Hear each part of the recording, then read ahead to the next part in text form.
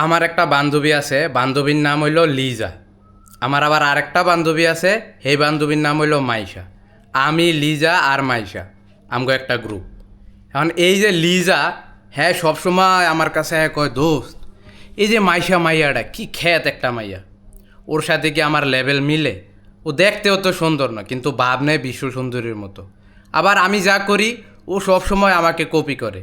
আমি যেই শাড়ি পরি ও সবসময় সেই শাড়ি পরে, আমি যেই ড্রেস পরি ও সবসময় সেই ড্রেস পরে। ও আমাকে কপি করার চেষ্টা করে, আমার মতো হতে চায়। আরে এই মাইশার নামে দুনিয়ার বদনাম এই লিজা আমার কাছে করে।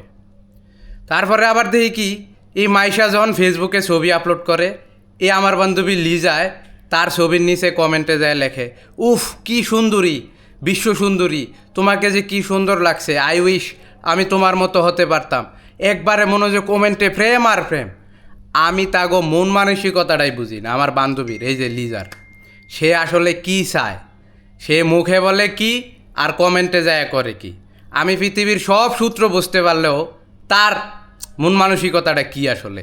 সে মাইশার নামে আমার কাছে আয় করে বদনাম, আর কমেন্টে যায় মনে হয় যে তারা একজন আরেকজনের বয়ফ্রেন্ড গার্লফ্রেন্ড। আরে বাবা রে বাবা, কি প্রেম! আসলে তারা কি বুঝাইতে চায় এইসব কইরা?